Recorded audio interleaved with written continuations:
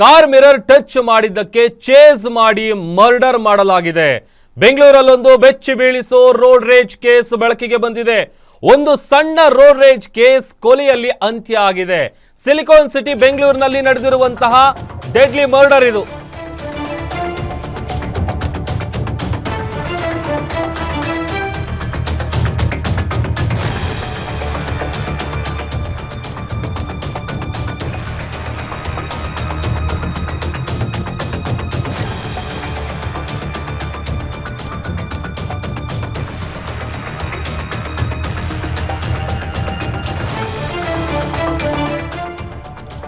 ಕಾರ್ನ mirror touch ಮಾಡಿದ್ದಕ್ಕೆ chase ಮಾಡ್ಕೊಂಡು ಹೋಗಿ ಮರ್ಡರ್ ಮಾಡಿರುವಂತಹ ಘಟನೆ ನಡೆದಿದೆ. ಒಂದು ಸಣ್ಣ ರೋಡ್ ರೇಜ್ ಕೇಸ್ ಕೊಲೆಯಲ್ಲಿ ಅಂತ್ಯ ಆಗಿದೆ. ಚೇಸ್ ಮಾಡಿ ಗುದ್ದಿರೋ ಸಿಸಿಟಿವಿಯ ದೃಶ್ಯ ಗ್ಯಾರಂಟಿ ನ್ಯೂಸ್ಗೆ ಲಭಿಸಿದೆ. ಪುಟ್ಟೇನಹಳ್ಳಿಯ ಶ್ರೀರಾಮ ಲೇಔಟ್ ನಲ್ಲಿ ನಡೆದಿದ್ದಂತಹ ಘಟನೆ ಇದು. ಮೊದಲು ಕಾರಿನ ಮಿರರ್ ಅನ್ನ ಬೈಕ್ ಸವಾರರು ಟಚ್ ಮಾಡಿರ್ತಾರೆ. ಉದ್ದೇಶ ಪೂರ್ವಕವಾಗಿಯೇ ಕಾರಿನ ಮಿರರ್ಗೆ ಟಚ್ ಮಾಡಿದ್ದಾರೆ ಅನ್ನುವಂತ ಆರೋಪ. ಅದೇ ಕೋಪಕ್ಕೆ 2 ಕಿಲೋಮೀಟರ್ ವರೆಗೂ ಚೇಸ್ ಮಾಡಿ ಕಾರ್ನಿಂದ ಹೋಗಿ ಬೈಕ್ಗೆ ಡಿಕ್ಕಿ ಹೊಡೆದಿದ್ದಾರೆ. ಡಿಕ್ಕಿಯ ರಭಸಕ್ಕೆ ರಸ್ತೆಯಲ್ಲೇ ಇಬ್ಬರು ಬೈಕ್ ಸವಾರರು ಹಾರಿ ಬಿದ್ದಿದ್ದಾರೆ. ಚಿಕಿತ್ಸೆ ಫಲಿಸದೆ ಆಸ್ಪತ್ರೆಯಲ್ಲಿ ದರ್ಶನ್ ಸಾವನ್ನಪ್ಪಿದ್ರೆ ವರುಣ್ ಸ್ಥಿತಿ ಬಹಳ ಗಂಭೀರವಾಗಿದೆ. ಕೊಲೆ ಮಾಡಿದ ನಂತರ ಸ್ಥಳದಿಂದ ಆರೋಪಿಗಳು ಎಸ್ಕೇಪ್ ಆಗಿದ್ದಾರೆ. ಸದ್ಯ ಪುಟ್ಟೇನಹಳ್ಳಿ ಪೊಲೀಸರಿಂದ ಆರೋಪಿಗಳನ್ನ ಅರೆಸ್ಟ್ ಮಾಡಲಾಗಿದೆ. ಆರೋಪಿಗಳು ಮನೋಜ್ ಕುಮಾರ್ ಮತ್ತು ಆರತಿ ಶರ್ಮಾ ಅಂತ ಗೊತ್ತಾಗಿದೆ. ದೃಶ್ಯದಲ್ಲಿ ಗಮನಿಸ್ತಾ ಇದೀವಿ ನೋಡಿ. ಕಾರ್ನ ಮಿರರ್ ಟಚ್ ಮಾಡಿದ್ದಕ್ಕೆ ಅದೇನೋ ಬೈ ಆಕ್ಸಿಡೆಂಟಲ್ ಆಗಿ ಹೋಗ್ಬೇಕಾದ್ರೆ ಟಚ್ ಆಗಿರುತ್ತೆ. ಆದರೆ ಬೇಕು ಅಂತಲೇ ಕಾರ್ನ ಮಿರರ್ ಟಚ್ ಮಾಡಿದ್ದಾರೆ ಅಂತ ಸುಮಾರು 2 ಕಿಲೋಮೀಟರ್ ವರೆಗೂ ಚೇಸ್ ಮಾಡ್ಕೊಂಡು ಹೋಗಿದ್ದಾರೆ. ಚೇಸ್ ಮಾಡ್ಕೊಂಡು ಹೋಗಿ ಗುದ್ದಿದ ರಭಸಕ್ಕೆ ಒಬ್ಬ ಜೀವ ಬಿಟ್ಟಿದ್ದಾನೆ. ಆಸ್ಪತ್ರೆಯಲ್ಲಿ ಚಿಕಿತ್ಸೆ ಫಲಕಾರಿಯಾಗದೆ ಮತ್ತೊಂದು ಕಡೆ ಮತ್ತೊಬ್ಬನ ಸ್ಥಿತಿ ಬಹಳ ಗಂಭೀರವಾಗಿದೆ. ಈಗಷ್ಟೇ ಒಂದು ಕಾರ್ ಪಾಸ್ ಆಯ್ತು ನೋಡಿ, ನೀವು ಅಬ್ಸರ್ವ್ ಮಾಡ್ಬೋದು. ಮಾರ್ಕ್ ಮಾಡಿ ತೋರಿಸ್ತಾ ಇದ್ದೀವಿ. ಅಲ್ಲಿದ್ದಂಥ CCTVಯಲ್ಲಿ ಈ ಒಂದು ದೃಶ್ಯ ಸರಿಯಾಗಿದೆ. 2 ಕಿಲೋಮೀಟರ್ ವರೆಗೂ ಆ ಕಾರು ಬೈಕ್ ಸವಾರರನ್ನ ಚೇಸ್ ಮಾಡ್ಕೊಂಡು ಬಂದಿದ್ದಾರೆ. ಡಿಕ್ಕಿ ಹೊಡೆದ ರಭಸಕ್ಕೆ ಇಬ್ಬರು ಕೂಡ ಬಹಳ ಗಂಭೀರವಾಗಿ ಗಾಯಗೊಂಡಿದ್ರು. ಅದರಲ್ಲಿ ಓರ್ವ ಚಿಕಿತ್ಸೆ ಫಲಿಸದೆ ಸಾವನ್ನಪ್ಪಿದ್ದಾನೆ. ಮತ್ತೊಬ್ಬನ ಸ್ಥಿತಿ ಬಹಳ ಗಂಭೀರವಾಗಿದೆ. ಸದ್ಯ ಆರೋಪಿಗಳನ್ನ ಕುಮಾರ್ ಮತ್ತು ಆರತಿ ಶರ್ಮಾ ಇಬ್ಬರನ್ನು ಪೊಲೀಸರು ಅರೆಸ್ಟ್ ಮಾಡಿದ್ದಾರೆ.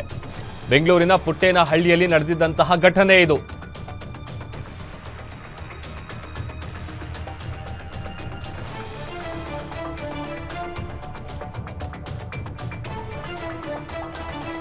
ಮನೋಜ್ ಕುಮಾರ್ ಮತ್ತು ಆರತಿ ಶರ್ಮಾ ಇಬ್ಬರನ್ನು ಕೂಡ ಅರೆಸ್ಟ್ ಮಾಡಲಾಗಿದೆ.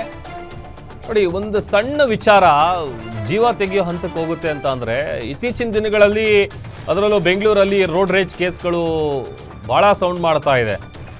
ಯಾಕಂತಂದರೆ ತಪ್ಪು ಅವ್ರದ್ದಿರುತ್ತೆ, ರಾಂಗ್ ರೂಟಲ್ಲಿ ಬರ್ತಾರೆ. ಈಗೆಲ್ಲ ಬಿಡಿ, ಎಲ್ಲ ಕಾರ್ಗಳಲ್ಲಿ ಡ್ಯಾಶ್ ಕ್ಯಾಮ್ರಾಗಳಿರುತ್ತೆ, ಎಲ್ಲ ರೆಕಾರ್ಡ್ ಆಗ್ತಾ ಇರುತ್ತೆ. ಆದರೂ ಕೂಡ ತಪ್ಪು ಅವ್ರದ್ದೇ ಇದ್ರೂ ಆವಾಜ್ ಹಾಕ್ತಾರೆ, ಹೊಡಿತಾರೆ. ಈ ಥರದ ಕೇಸ್ಗಳು ಇತ್ತೀಚಿನ ದಿನಗಳಲ್ಲಿ ಬೆಂಗಳೂರಲ್ಲಿ ಜಾಸ್ತಿ ಆಗ್ತಾ ಇದೆ. ನೋಡಿ, ಒಂದು ಸಣ್ಣ ರೋಡ್ ರೇಜ್ ಕೇಸು ಕೊಲೆಯಲ್ಲಿ ಅಂತ್ಯ ಆಗಿದೆ. ಇವಾಗ ಮತ್ತಷ್ಟು ಡೀಟೇಲ್ಸ್ ಅನ್ನ ಕೊಡ್ತಾರೆ ನಮ್ಮ senior crime reporter Ajay Kumar. ದೂರವಾಣಿ ಸಂಪರ್ಕದಲ್ಲಿ ಜಾಯ್ನ್ ಆಗಿದ್ದಾರೆ. ಅಜಯ್, ಒಂದು ಸಣ್ಣ ವಿಚಾರ, ಮಿರರ್ ಟಚ್ ಮಾಡಿದಕ್ಕೆ ಹೋಗಿ ಜೀವ ತೆಗೆದಿದ್ದು ಎಷ್ಟರ ಮಟ್ಟಿಗೆ ಸರಿ ಅಂತ? ಖಂಡಿತವಾಗ್ಲೂ ಪ್ರಭು, ಏನಂದ್ರೆ ಈ ಒಂದು ಘಟನೆ ನಡೆದಿರುವಂತದ್ದು ಇದೇ ತಿಂಗಳ 25ನೇ ತಾರೀಕು ರಾತ್ರಿ 11 ಗಂಟೆ ಸುಮಾರಿಗೆ.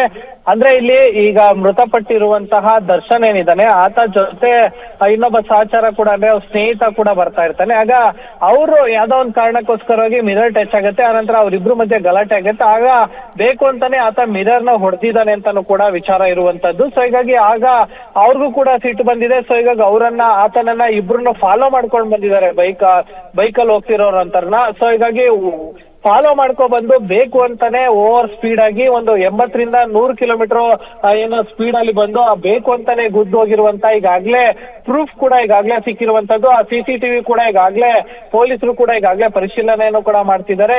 ಆ ಒಂದು CCTV ಫುಟೇಜಸ್ ಹೇಳುತ್ತೆ ಯಾವ ರೀತಿಯಾಗಿ ಇವರು ಆಕ್ರೋಶಗೊಂಡಿದ್ರು ಅಂತ ಹೇಳಿ.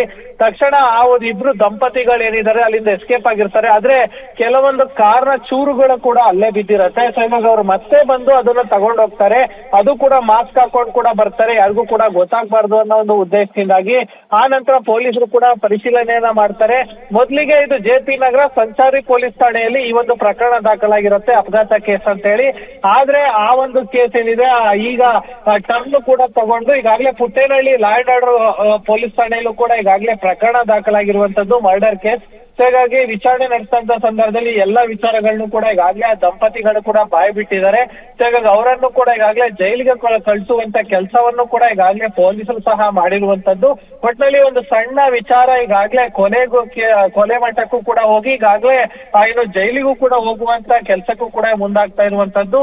ಪ್ರತಿ ಬಾರಿನೂ ಕೂಡ ಪೊಲೀಸರು ಎಷ್ಟೇ ಹೇಳ್ತಿದ್ರು ರೋಡ್ ರೇಜ್ ಕೇಸಲ್ಲಿ ಗಲಾಟೆ ಮಾಡ್ಕೊಬೇಡಿ ಅಂತ ಅಂದ್ರೂ ಕೂಡ ಈ ರೀತಿಯಾದಂತ ಗಲಾಟೆ ಏನಿದೆ ದಿನದಿಂದ ದಿನಕ್ಕೆ ಹೆಚ್ಚಾಗ್ತಾ ಇದೆ. ಒಟ್ಟಿನಲ್ಲಿ ಒಂದು ಸಣ್ಣ ಕೇಸ್ ಈಗಾಗಲೇ ಕೊಲೆ ಮತ್ತು ಜೈಲಿಗೂ ಕೂಡ ಹೋಗುವಂತ ಕೆಲಸಕ್ಕೂ ಆಗಿರುವಂತದ್ದು ಅಂತಾನೆ ಹೇಳ್ಬೋದು ಪ್ರಭು. ಆಮೇಲೆ ಅಜಯ್, ಇತ್ತೀಚಿನ ದಿನಗಳಲ್ಲಿ ಬೆಂಗಳೂರಲ್ಲಿ ಬಹಳ ಮುಖ್ಯವಾಗಿ ರೋಡ್ ರೇಜ್ ಕೇಸ್ಗಳು ಜಾಸ್ತಿ ಆಗ್ತಾ ಇದೆ. ಅದಕ್ಕೆ ಸಂಬಂಧಪಟ್ಟಂತೆ ಏನ್ ಕ್ರಮಗಳು ತಗೋತಾ ಇದ್ದಾರೆ, ಏನ್ ಕತೆ ಅಂತ? ಖಂಡಿತವಾಗ್ಲೂ ಇಲ್ಲಿ ಪೊಲೀಸರು ಆಗಿಂದಾನು ಕೂಡ ಹೇಳ್ಕೊಂಡು ಬರ್ತಾನೆ ಇದಾರೆ, ಯಾವುದೇ ರೀತಿಯಾಗಿ ರೋಡ್ ರೇಜ್ ಪ್ರಕರಣಗಳು ನಡೆಸ್ಕೋಬಾರ್ದು, ನಡೆದ್ರೂ ಕೂಡ ನೀವೇ ಮಾತಾಡ್ಕೊಂಡು ಹೋಗ್ಬೇಕು. ಇನ್ ಕೇಸ್ ಅದು ಗಲಾಟೆ ಅಥವಾ ಬಡದಾಟಕ್ಕೆ ಏನಾದ್ರು ಹೋಗಿದ್ದೆ ಅದಲ್ಲಿ ಅಂತವರ ವಿರುದ್ಧ ನಾವು ರೌಡಿ ಶೀಟ್ ಕೂಡ ಓಪನ್ ಮಾಡ್ತೀವಿ ಅಂತಾನು ಕೂಡ ಈ ಹಿಂದೆ ಇದ್ದಂತಹ ಅನೇಕ ಹಿರಿಯ ಅಧಿಕಾರಿಗಳು ಸಹ ಹೇಳಿದ್ರು. ಆದ್ರೂ ಕೂಡ ಈಗ ಆಗ್ತಾ ಇರುವಂತಹ ಘಟನೆಗಳು ನೋಡ್ತಾ ಇದ್ರೆ ಇದು ದಿನದಿಂದ ದಿನಕ್ಕೆ ಜಾಸ್ತಿ ಆಗ್ತಿದೆಯೋ ಹೊರತು ಯಾವುದೇ ರೀತಿಯಾಗಿ ಕಮ್ಮಿ ಆಗ್ತಾ ಇಲ್ಲ. ಯಾಕಂದ್ರೆ ಸಣ್ಣ ಪುಟ್ಟ ಕ್ಷುಲ್ಲಕ ಕಾರಣಕ್ಕೆ ಈ ರೀತಿಯಾದಂತಹ ಘಟನೆಗಳು ಆಗ್ತಾನೆ ಇದೆ.